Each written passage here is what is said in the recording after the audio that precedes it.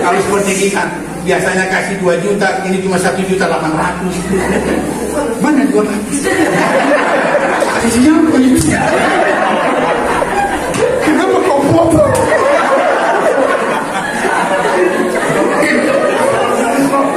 Ini sebenarnya tidak perlu begitu. Maksudnya ditanya, Kak, Pak, apa, kenapa ini 1.800.000? Jangan-jangan tak salah kasih kau. Kenapa begitu tekniknya? Oh tidak, ini saya suruh sedekah tadi di jalan, saya lihat orang miskin, saya tidak tega untuk tidak memberikan kepadanya. Tapi saya niatkan untuk kau supaya kau hidup bahagia. Dia langsung seperti ayam mati.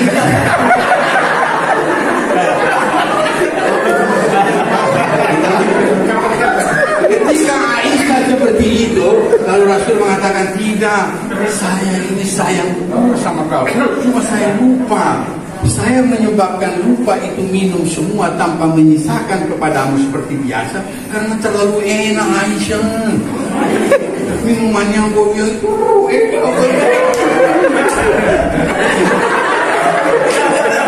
Aisyah bilang, tidak ya Rasul, tidak ya Rasul. Rasul lupa. Rasul yakinkan tidak. Akhirnya Aisyah ini dia kembali ke dalam kamar, ambil gelasnya ini, gelas yang dikasih tadi pada Nabi minum hadis itu, dia kasih masuk di biasanya.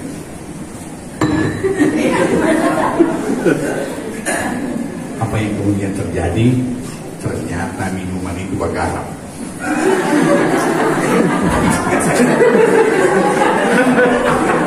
Garamnya minta ampun. Rupanya Aisyah salah taruh. Mestinya dia taruh gula, dia taruh garam. Coba bayangkan, dia tidak tegur istrinya, dia tidak marah istrinya, dia tidak perlakukan dan mencari-cari kesalahan, tapi dia sembunyikan kesalahan istrinya dengan meminum semuanya tanpa menyisakan kepadanya. Kalau dia sisakan, itu artinya Aisyah akan menangis lagi. Oh ampun ya Rasulullah, minta ampun ya Rasulullah, saya sudah taruh garam. Rasul tidak mau seperti itu. Tidak seperti laki-laki yang ada di sini. Termasuk saya maksudnya. Semua mau dihormati, semua mau disanjung, semua suka perempuan minta maaf kepadanya. Akhirnya kau berat.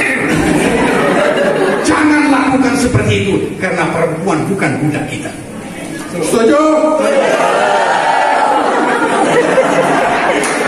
Kenapa? Karena perempuan itu adalah mitra kita. Kita tidak punya anak tanpa dia, dan dia juga tidak punya anak tanpa kita. Itu hubungan kemitraan di antara kita berdua. Jangan ada dusta di antara kita. Itu luar biasa Nabi Muhammad SAW. Ini akhlak di dalam menjunjung tinggi perempuan. Perempuan itu harus dihargai. Bila perlu Nabi kalau panggil istrinya, sudah pernah dengar bagaimana Nabi panggil istrinya? Sudah pernah dengar? Kenapa? Kenapa belum dengar? Saudara tahu Nabi kalau panggil istrinya tidak seperti kami ini yang panggil istri kami. Biasa kita kalau jengkel kita panggil kita punya istri dengan istilah-istilah yang tidak benar, dilarang oleh agama. Tidak boleh karena dia tuli, oh bongo.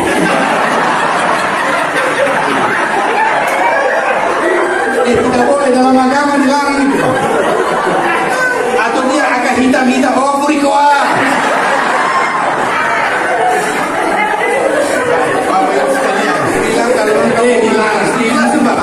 Nabi memberi contoh yang mengangkat derajatnya dan dia tersanjung dengan panggilan itu.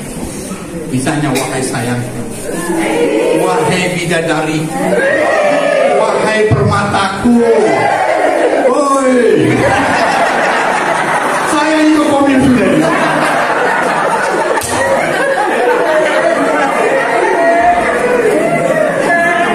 Bayangkan panggilan Nabi. Kita mana berani panggil ini? Itu kecuali kita ada minta sesuatu. Yang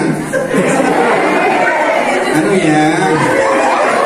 Terus kita bisa berharap mau mulai. Benar ya, heran kenapa selama ini tidak pernah bilang begitu. Nanti malam Jumat baru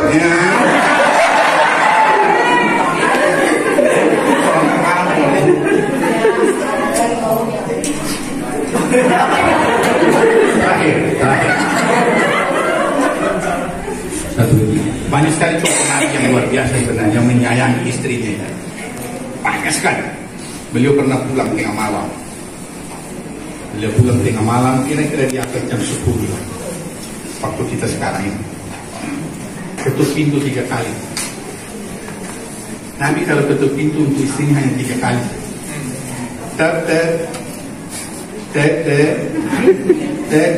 Tidak dibuka pintu, Nabi langsung buka serbannya, tidur di depan pintu rumah.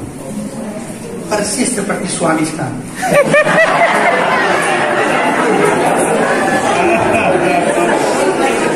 Belum selesai di depan kaki, ayo. Tidak puas di pintu, pergi di jendela. Yang dekatnya tempat tidur itu ngomong. Anu sudah. Coba lihat Nabi Muhammad mengangkat derajat perempuan. Besok pagi Nabi kaget, Aisyah, istrinya bangun, Aisyah dia bangun, ya Rasul, kenapa tidur di luar? Ada saya istrimu ini, saya siap melayanimu 1 kali 24 jam, seperti UGD 24 jam. Nabi bilang, saya sudah ketuk pintu wahai Aisyah, tadi malam saya ketuk 3 kali, kau tidak terbangun. Saya yakin dan percaya Aisyah, engkau letih dan capek melayani saya sejak tadi siang. Kan begitu, kalau ada suami begini Bu, tambah lagi 1. Baik. Ini kan luar biasa ini. Tidak mau ketuk pintu terlalu keras. Banyak manfaatnya. Jangan tetangga terbangun. Jangan juga istri yang sudah letih bekerja membantu kita seharian, kita bangunkan hanya karena kita pulang lambat. Nabi buka sopannya, dia tidur di situ. Besok pagi Aisyah menangis, ya Rasulullah jangan, saya ini istrimu, saya siap melayanimu kapan saya. Saya sudah siap menjadi istrimu, itu artinya saya siap melayanimu kapan saya. Ini pernyataan istri yang luar biasa. Kalau ada satu di Indonesia saya minta tamu.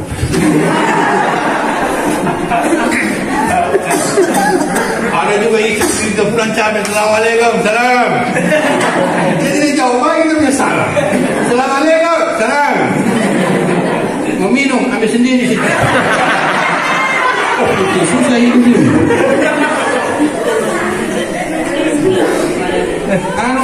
Papa lapar. Ada semua di kulkas, tinggal keluar saja. Dingin, ada microwave. Tapi dia bilang saya siap melayani. Lalu Rasulullah SAW pas subuh dia pergi sholat subuh. Begitu kembali dari sholat subuh, beliau berkata kepada istrinya, wahai istriku, tadi malam saya lapar, tapi saya dapat sepotong kue, saya tidak mau makan sendiri. Coba bayangkan, tidak mau makan sendiri. Kita, kecuali rektor tidak.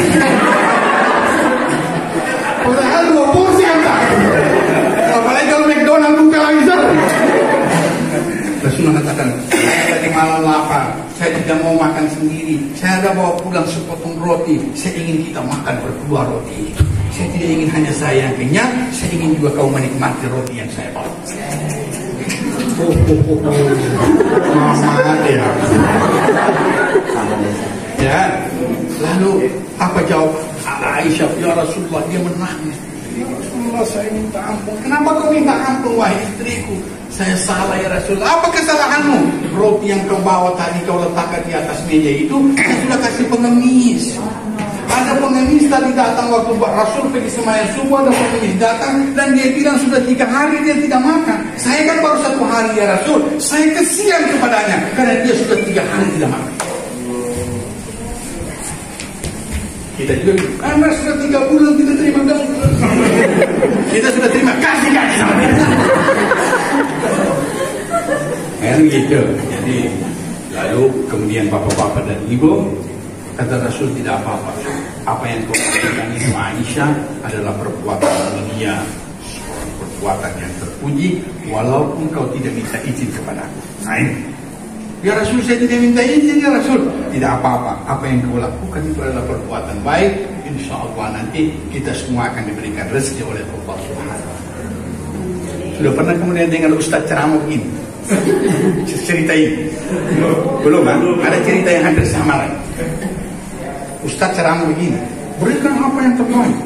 di hadapan istri-istrinya begini. Pokoknya lantaran birra hatta tunfiqu mimma tahibbun. Kau tidak dapat kebaikan kecuali apa yang paling baik, yang itu kau serahkan kepada orang lain. Rupanya istrinya duluan pulang. Sampai di rumah ada pengemis, minta baju. Dia kasih apa? Jas yang paling baik.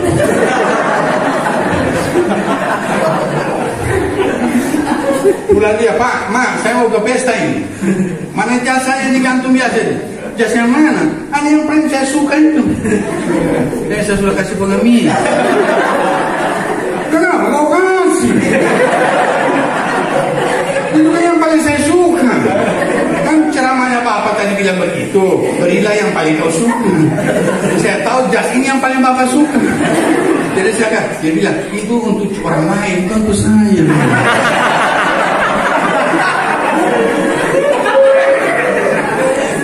Begitulah akhlak Rasulullah Muhammad Sallallahu Alaihi Wasallam ketika dia menjunjung tinggi seorang istrinya.